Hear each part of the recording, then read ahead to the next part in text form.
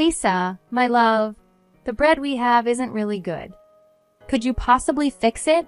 What's wrong with it? You might wonder. Perhaps a new oven could solve our problem. I've seen some fantastic ones for sale recently. Sure, I'll discuss it with Mrs. Emily.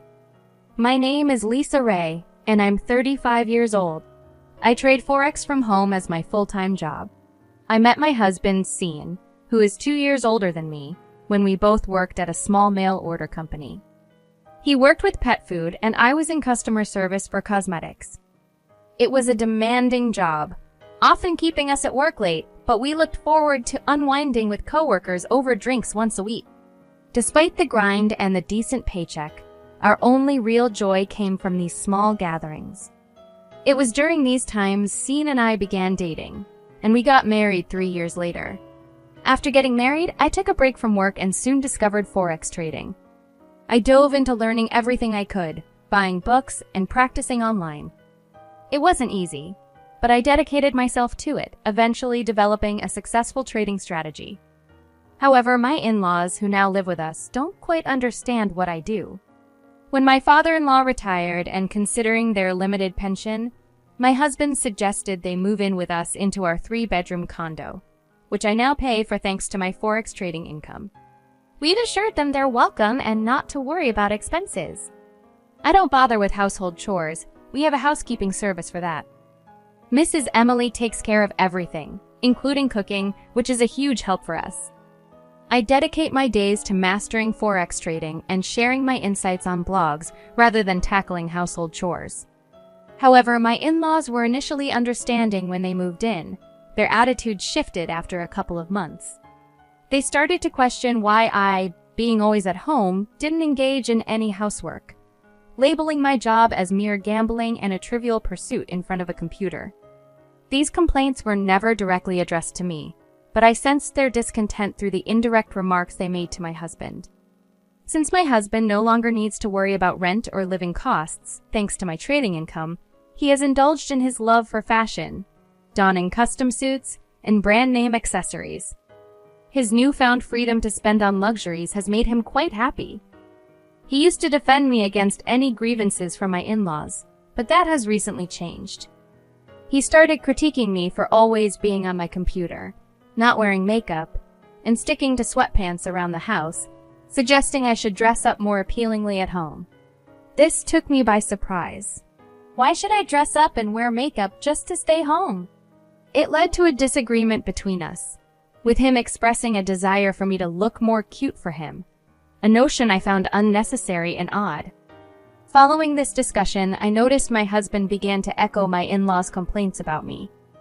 One evening, I accidentally overheard a conversation among them criticizing my supposed arrogance and indifference to household chores. They speculated that I looked down on them for their previous living situation and believed I considered myself superior because of my income from Forex trading, which they dismissed as simple luck that anyone could replicate. They even went as far as to mock my appearance, questioning my self-worth. This entire situation has highlighted a rift in understanding and appreciation for what I do and the financial contributions I make to our household, casting a shadow over the dynamics within our family. I've been working from home for a while now, cherishing the mornings when my husband and I could enjoy breakfast together before he headed off to his job at the company where we both used to work. Unfortunately, he starts his day quite early, which means he often comes back late. Our breakfasts were a precious time for us. Yet recently, he's begun skipping them, claiming he'd rather eat on the go or not at all. This change didn't go unnoticed by my mother-in-law, who criticized my husband's new habit with a sneer, suggesting that he was growing tired of having a wife who didn't perform her duties.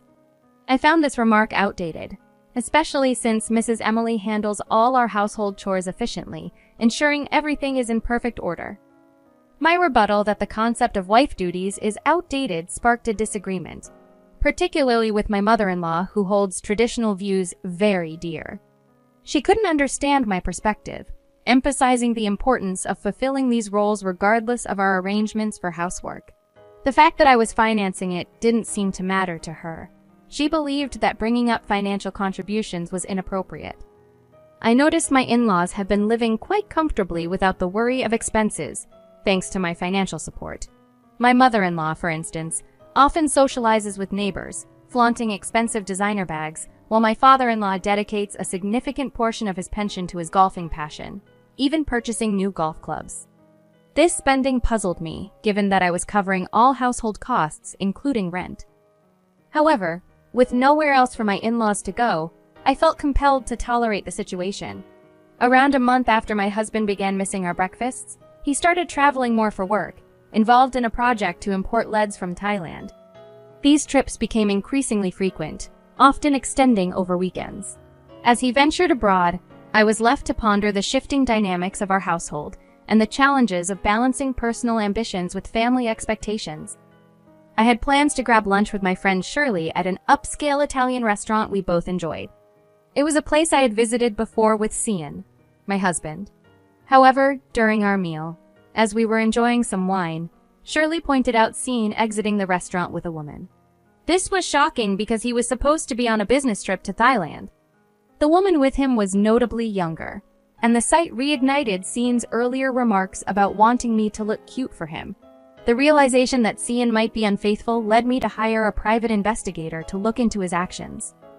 Meanwhile, at home, I noticed an increase in packages arriving from my mother-in-law.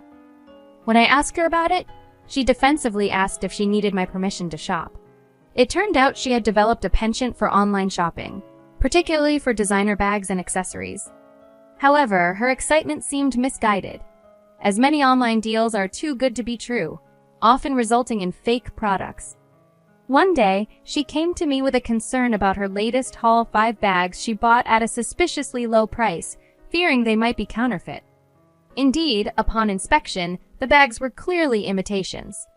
I advised her to attempt a return, but contact with the seller proved impossible. The phone number was disconnected, and emails went unanswered. She had spent $3,000 through a bank transfer on a site that seemed legitimate, but offered designer items at unrealistically low prices, with no option for cancellations or refunds through her bank. I warned her about the risks of buying designer goods online, especially when the deals seemed too good to be true. However, my advice seemed to fall on deaf ears as she dismissed my concerns, highlighting a gap in understanding the nuances of online shopping and the importance of caution.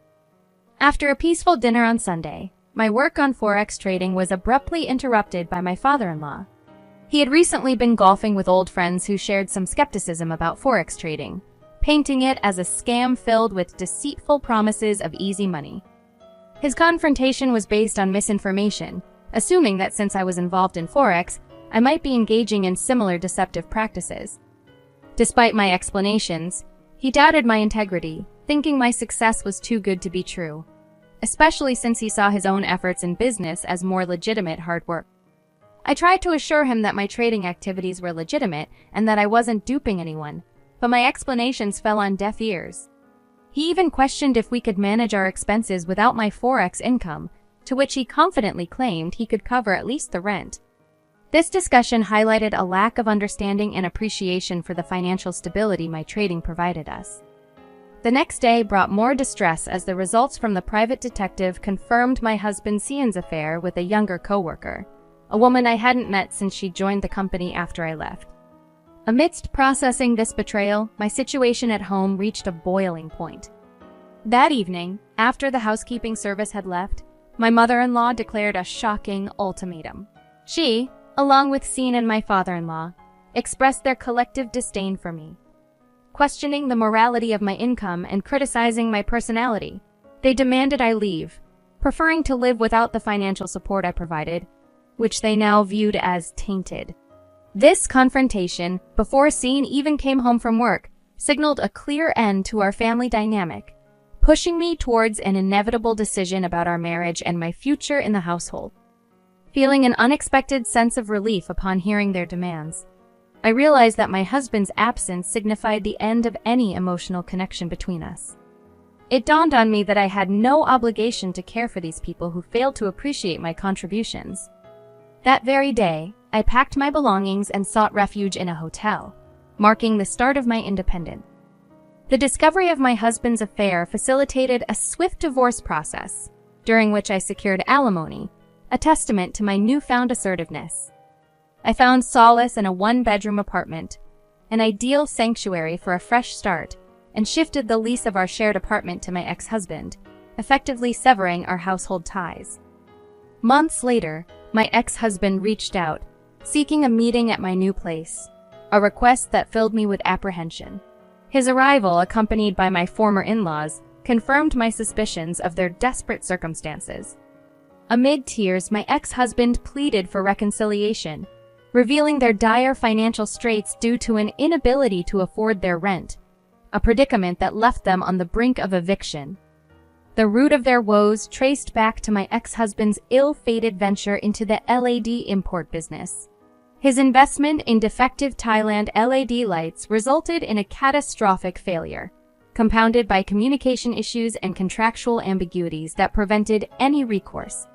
His subsequent attempt to salvage his finances through forex trading, without the necessary knowledge or preparation, ended in disaster, draining his remaining savings. Meanwhile, my ex-father-in-law's venture into the stock market, driven by a similar hope for quick gains, also collapsed, leaving them financially destitute. Confronted with their pleas for assistance, I couldn't help but question the whereabouts of my ex-husband's younger companion, highlighting the irony of their situation. Their fall from grace underscored a harsh lesson in responsibility and the consequences of unwise financial decisions, leaving them in a predicament of their own making, far removed from the stability and support they once took for granted in our shared life. He admitted to losing touch with his younger girlfriend, rationalizing that there was no allure for her to remain with someone who had lost his job. In a desperate bid for redemption, he appealed to me, proclaiming I was the one he truly needed and suggesting we remarry. His family echoed his sentiments, apologizing for their past misconceptions and the unjust accusations they had levied against me, particularly concerning my forex trading activities. They expressed regret, hoping for forgiveness and a second chance to restore our family unit. However, I firmly rejected their pleas. Despite their assurances of change, including promises from my ex-husband to remain faithful, my resolve was unwavering. I made it clear that any further persistence on their part would compel me to involve the police. They left, heavy-hearted and without hope. Their subsequent attempts to contact me, begging for reconciliation, were consistently denied. The fate of my ex-husband and his parents no longer concerns me. I've chosen to sever ties completely. Yet, in the solitude of my continued success as a trader, I felt the stirrings of loneliness. Seeking companionship, I confided in my friend Shirley, who has kindly offered to introduce me to someone new. We've arranged to meet this person tomorrow, and I find myself eager for this fresh beginning, hopeful for what the future may bring.